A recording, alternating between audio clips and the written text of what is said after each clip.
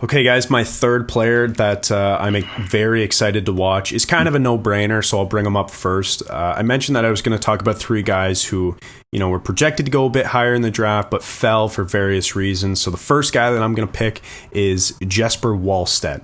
Minnesota draft pick. He's going to be the starting goaltender for Team Sweden. He looked really good in his last tournament for Sweden in 2021 and in his time during the 2022 tournament that was canceled. He's supposed to be the starter for Minnesota in the future. He's the guy. He's probably the best goaltending prospect out there right now. You can argue Yaroslav Askarov is there in Nashville. You can argue Sebastian Cossa is there in Detroit. And by the way, Cossa was the only goalie picked ahead of him in the 2021 draft. So that's why I think Wallstedt's going to come into this thing with a bit of a chip on his shoulder, not playing for...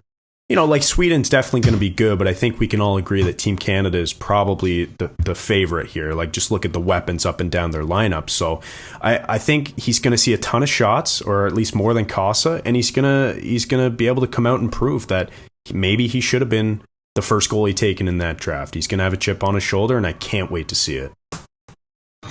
Yeah, I'd have to agree that he's probably the best goaltending prospect in the world right now, and putting up some amazing numbers in the SHL. He's definitely going to be a guy to watch, but I think we kind of expected that the year before with Anelfelt, and I don't know, things have been weird with Swedish goaltending choices in the past. Yeah, that's right. Like, who knows if he plays every game, but I think he played 4 before the tournament got canceled and 5 the previous year, something like that. So I would expect them to go to him because, like you said, they've got a good backup. I know. In Klang, though. I know they got Kale Klang, but you just look at his numbers in the SHL here, and he played 22 games. He had a 198 goals against and a 917 save. As a guy who's draft year +1, putting up those kinds of numbers in the best pro league in Sweden and one of the best pro leagues in Europe for that matter, it's incredible, and I would fully expect them to go to him. And if they don't, it'll be a splitsies thing, and if they go to the final, it'll probably be whoever's better. But Wallstedt is definitely going to be out for revenge this tournament, I think.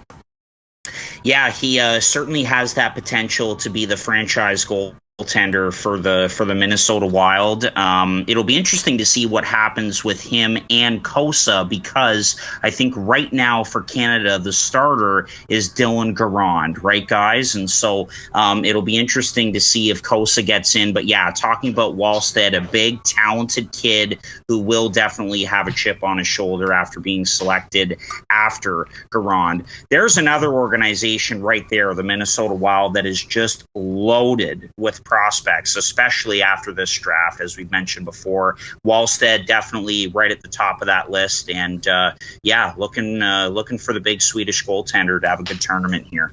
I'm gonna lump my next two in together here because I said there's a bit of a trend, and that includes Wallstedt for my last two. Because I just want to say something quick about them. There were players who were expected to go a bit higher in the draft, but fell.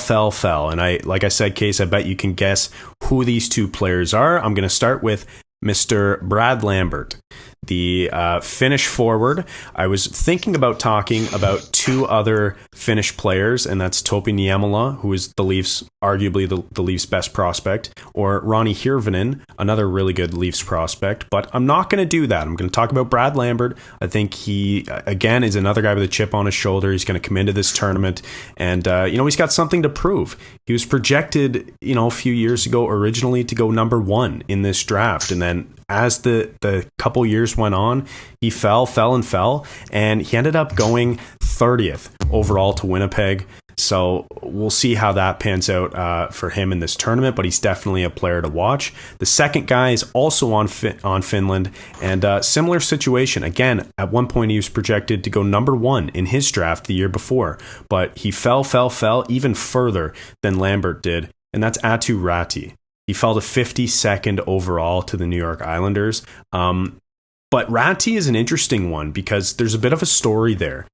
Right now, he's quietly, or last season, he's quietly been about a point per game in the Liga, which is something that Brad Lambert can't say. He hasn't really had the production, but Ratty, after being traded in the Liga, finally has produced. And this is the player that everybody, kind of thought he was going to be, this offensive dynamo playing against men in the league. And that's kind of what he's done.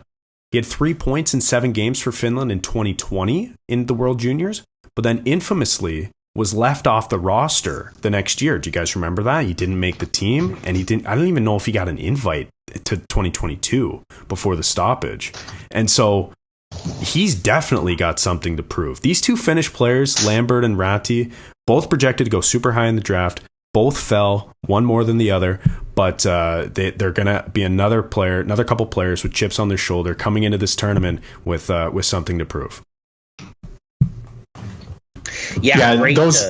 Sorry, go ahead. Neither of those players were shockers to me, Chad.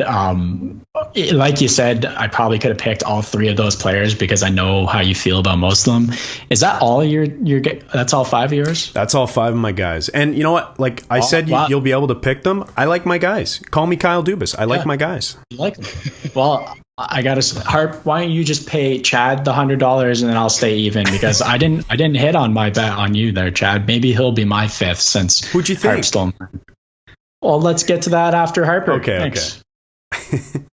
Okay. All right. Wait. So just a thought on the 2 Finns, or to go to my 4th player to watch. Both. Oh, okay. Both. Okay. Well, particularly with Lambert, it's really interesting because after those first few games before the stoppage of the tournament, Lambert looked really good in a small sample size, and he was back up to number 2 in one of Sam Cosentino's pre-draft rankings. So he's looked incredible in these World Junior games. And so he's got something to prove. Definitely going to watch him. And then Aturati as well. You got to think that he's got to have a chip on his shoulder and even be a little bit pissed off just with the amount of decline that has happened with him. So those are 2 great picks. Definitely will be watching the 2 Finns there.